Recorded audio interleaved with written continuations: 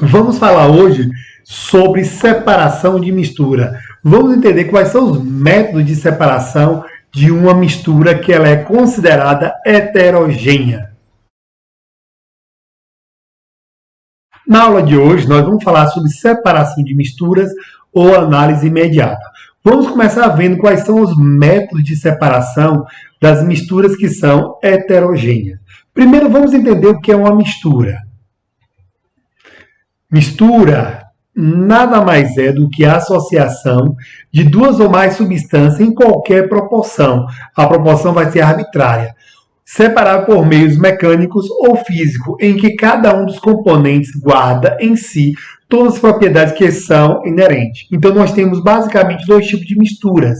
O que nós chamamos de misturas que são homogêneas, que só apresenta uma fase, e as misturas que são heterogêneas, que apresentam mais de uma fase. Hoje nós vamos falar sobre os métodos de separação das misturas que são heterogêneas. Primeiro, vamos tentar entender o que é uma fase. O único aspecto no ultramicroscópio, todas essas proporções apresentam as mesmas propriedades. E a fase é cada porção homogênea de um material. Nós temos, por exemplo, o vinho. Quando a gente olha para o vinho, ele parece ser homogêneo, mas na realidade ele não é. O sangue ele tem aquele aspecto de ser homogêneo, mas o sangue não é homogêneo. O leite também não é homogêneo, por sua vez ele é heterogêneo. Mas o ouro, que é uma mistura que contém geralmente ouro, prata ou ouro e cobre, ele na realidade ele é uma mistura que por sua vez ela é homogênea.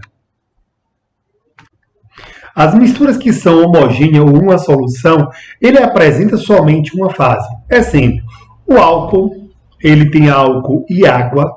O ouro 18 quilates, que é uma mistura que contém geralmente 75% de ouro, 25% de cobre ou prata, uma solução de água com açúcar, por exemplo, esse caso aqui. Quando a mistura ela é heterogênea ou uma dispersão grosseira, ela apresenta mais de uma fase. Exemplo, água e óleo, o leite e o sangue apresentam mais de uma fase. Vamos ver agora como são classificadas as dispersões. As dispersões ela pode ser uma mistura heterogênea ou dispersão grosseira quando o tamanho das partículas são maiores que 1000 nanômetros. Um coloide, que ele vai estar compreendido entre 1 e 1000 nanômetros, ele só é visível no ultramicroscópio, mesmo assim ele é heterogêneo. E uma mistura homogênea, solução que tem um tamanho das suas partículas menor do que 1 nanômetro.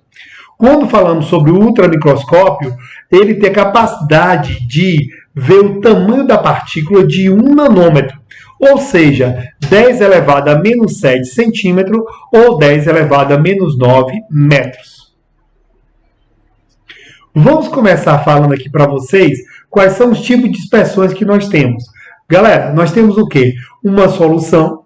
Na solução eu vou ter o soluto e o solvente. O soluto que eu vou utilizar aqui, ele vai ser o sal de cozinha. O solvente, ele é a água. O solvente solubiliza o soluto. Quando ele é um coloide, ele dá um aspecto bem parecido de homogêneo. Quando eu uso a água como dispersante e a gelatina como disperso, ele parece ser homogêneo, mas quando eu levo no ultramicroscópio, eu vou perceber que ele é heterogêneo. Quando eu tenho uma dispersão grosseira, nesse caso aí, nós conseguimos já observar olho nu. Quando você tem, por exemplo, a água vai ser o dispersante e a areia ela vai ser o disperso. Quando mistura areia e água, ele vai ter uma mistura heterogênea. Vamos ver aqui quais são os métodos de separação das misturas que são heterogêneas. Nós temos acatação, peneiração, ventilação, levigação, flotação, decantação, dissolução fracionada, filtração simples, separação magnética, centrifugação e câmara de poeira. Nesse caso, nós conseguimos separar através desses métodos as misturas que são chamadas de misturas heterogêneas. Vamos ver aqui hoje o método mais simples de separação de misturas heterogêneas, que é a catação. Na casa da gente, quando a mãe separa o feijão das impurezas, não é isso? Ela utiliza a catação. E também na reciclagem, para poder separar o plástico, o papel, o material orgânico, não é isso? Do lixo, então se utiliza também a questão da catação. Outro método de separação de misturas heterogêneas é a peneiração ou tamização. É a separação de sólido e sólido feito com uma peneira, que ele vai separar o material de granulação diferente. Então, quando você utiliza a peneira, você separar, por exemplo, areia fina da areia grossa. Outro método de separação também é a ventilação. Separação de sólido e sólido de diferente densidade, através de uma corrente de ar, ou seja, o vento. Então, quando a gente separa, por exemplo, o arroz da casca, obviamente, quando você joga para cima, ele vai separar a casca, o vento leva e fica só o arroz. Da mesma forma que a gente pega o alpiste do passarinho, a gente tira a casca soprando. Outro método de separação é a levigação. Separação de dois sólidos, só que nesse caso eu vou utilizar uma corrente d'água. Preste bem atenção quando ele coloca aqui a mistura. Nesse caso, o que é menos denso a água leva, o que é mais denso ele fica retido aqui nas calhas. É o mesmo método que os garimpeiros utilizam para poder separar o ouro da areia. Outro método que nós temos é a flotação. É a separação de dois sólidos através de um líquido com densidade intermediária. Então, quando eu tenho aqui a areia e eu tenho casca, né, isso, ou pedaço de madeira, quando eu coloco a água, a madeira vai ficar em cima, né, isso, ou pó de madeira, ele fica em cima e a areia fica embaixo. O outro método de separação é que nós chamamos de decantação e centrifugação. Separação de sólidos e líquidos, e ou então sólido e gás. O material que é mais denso, ele vai se depositar, ele vai sedimentar. O material que é menos denso, ele fica na parte superior. Pessoal, a centrifugação é uma decantação, só que eu vou utilizar nesse caso uma força centrífuga, fazendo com que esse processo seja muito mais rápido. Outro método de separação que nós utilizamos para poder separar líquidos e líquidos que não se misturam, nós utilizamos o funil de separação ou funil de Bromo. O líquido que é mais denso, ele fica na parte de baixo. O líquido que é menos denso fica na parte de cima. Então, nesse caso, eu misturo, por exemplo, água e óleo.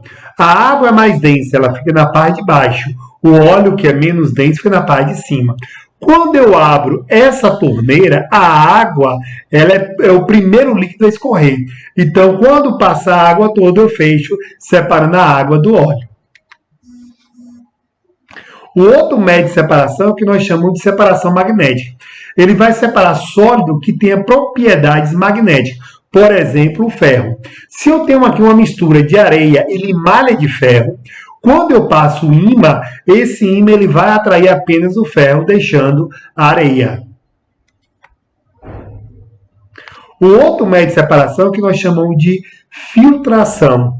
Separação de sólido do líquido ou gás, através de um filtro que é um material poroso.